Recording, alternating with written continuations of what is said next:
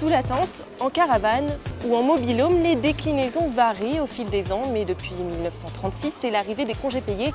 L'engouement pour le camping ne tarit pas, c'est même le premier mode d'hébergement marchand en France, devant les hôtels et les villages vacances. Pour s'immerger au sein de l'univers et de l'histoire des campeurs, nous recevons le président de la Fédération des campeurs, des caravaniers et des camping-caristes. Gérard Coutet, bonjour. Bonjour. L'origine du mot camping vient du latin campo, qui renvoie à l'arrêt de la scolarité pour que les enfants aillent à la campagne. C'est exact. On a plutôt tendance à croire que c'est un mot anglais, mais pas du tout. L'origine, c'est un mot latin, effectivement, campos, qui est l'arrêt de la scolarité. Le camping vient tout d'abord du monde anglo-saxon. C'est exact. Le camping a pris ses origines tout d'abord en Angleterre. Pourquoi? Parce que l'Angleterre, c'était certainement le premier pays industrialisé. Et les gens qui travaillaient dans les usines ont eu besoin le week-end d'aller s'oxygéner. Et donc la première chose qu'ils ont pu faire, c'était le camping. Ensuite, le camping s'est propagé en Allemagne et en Suisse, et après en France seulement. Ce que l'on sait peu, c'est que les premières tentes datent du 19e siècle et qu'à l'époque, elles pesaient près de 40 kilos. Oui, les premières tentes faisaient 40 kilos. Ça a été un des soucis, le souci principal des campeurs au fil des ans, ça a été d'alléger le matériel. Et on voit qu'aujourd'hui, il existe ce qu'on appelle la tente 2 secondes. C'est la tente qui se monte en 2 secondes, qui pèse quelques centaines de grammes. Mais effectivement, au début, c'était des 40 kilos, oui. Parce que ces tentes très lourdes étaient en fait des tentes coloniales, parce que les premiers propriétaires de camping sont justement des anciens militaires ou des gardes-chasse. Exactement. L'origine du camping, ça a été c'est les militaires qui ont lancé le camping en France. Au début du XXe siècle, le camping n'est pas très démocratisé. Il va véritablement prendre son essor à partir de 1936 et des congés payés.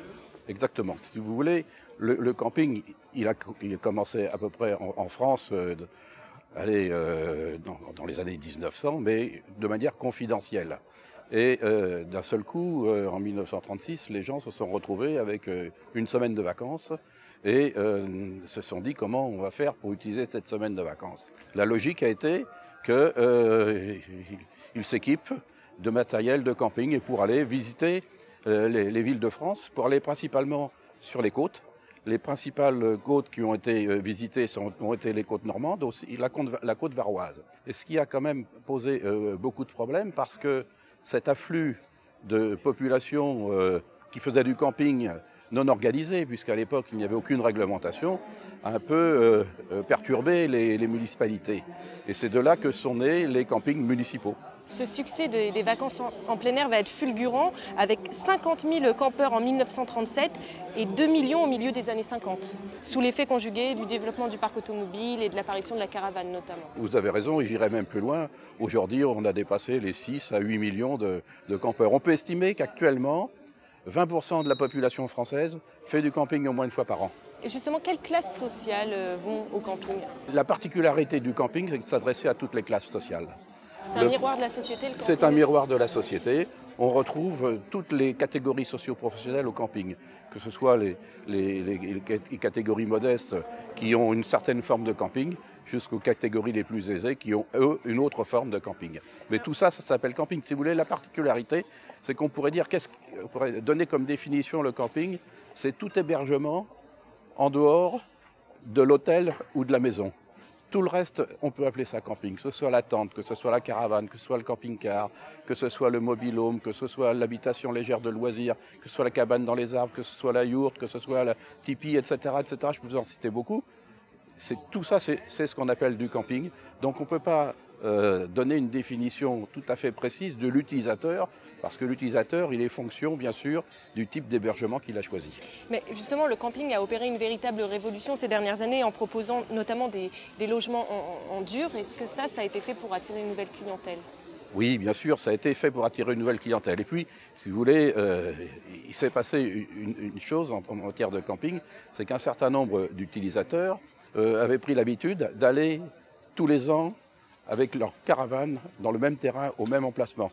Paradoxalement, les campeurs étaient très sédentaires. Voilà, paradoxalement, ils étaient très sédentaires.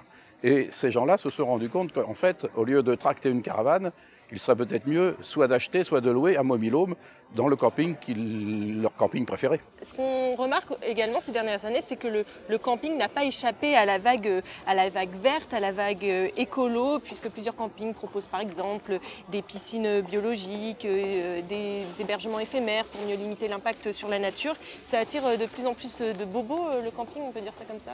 Alors, il faut quand même se rappeler que l'origine du camping, c'était un retour à la nature, un rapprochement à la nature. Cet objectif a été un peu dévoyé ces dernières années pour devenir un village vacances, mais où il y a quand même une très forte population qui, lui, souhaite continuer à avoir ce retour à la nature. Si bien qu'il y a dans les chaînes de camping certaines chaînes spécialisées dans le camping vert. On parle souvent de l'esprit camping. Quel est-il exactement? Vous partez en vacances, vous partez en camping pour changer de vie. Et c'est là que l'on retrouve l'esprit camping. Un camping, finalement, qu'est-ce que c'est? C'est la reconstruction d'une petite ville. Le gestionnaire du camping, c'est le maire de la ville, c'est lui qui anime cette petite ville, qui crée des événements qu'on retrouve à l'échelon national. Vous avez tous les 4 ans la Coupe du Monde de football. Eh bien, dans les terrains de camping, tous les ans, il y a la Coupe du Monde de football du camping. Ou l'élection de Miss Camping. Ou l'élection de Miss Camping. Vous avez l'élection de Miss France et là, vous avez l'élection de Miss Camping. Tout ça, c'est retranscrit à l'échelon de la petite vie locale que constitue le camping pendant le mois où les gens sont à l'intérieur. On a l'impression aussi que l'esprit camping, c'est le besoin de rompre avec les habitudes au niveau de l'espace et du temps, un besoin de dépaysement, de convivialité, c'est aussi tout ça?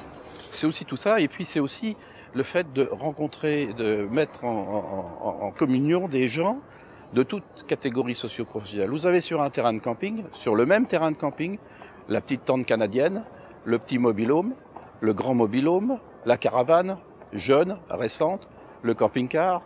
Et tous ces gens-là ont un hébergement qui est différent, mais ils se retrouvent tous pour avoir les mêmes animations et les mêmes plaisirs qui sont proposés par le terrain de camping.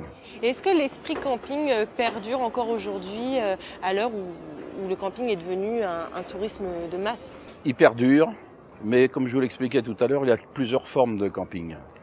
Il est sûr qu'aujourd'hui, nous avons des terrains de camping qui s'appellent terrains de camping, qui sont des vraies villes, avec des équipements qui correspondent à l'équipement d'une ville. Et là, on perd un peu l'esprit camping. Mais vous avez un certain nombre de campings qui sont à l'intérieur des terres, qui sont toujours proches de la nature. Et là, ceux qui souhaitent conserver cet esprit camping privilégient plutôt ce type d'établissement. Gérard Coutet, merci beaucoup d'avoir accepté notre invitation. Merci. À bientôt pour une nouvelle émission.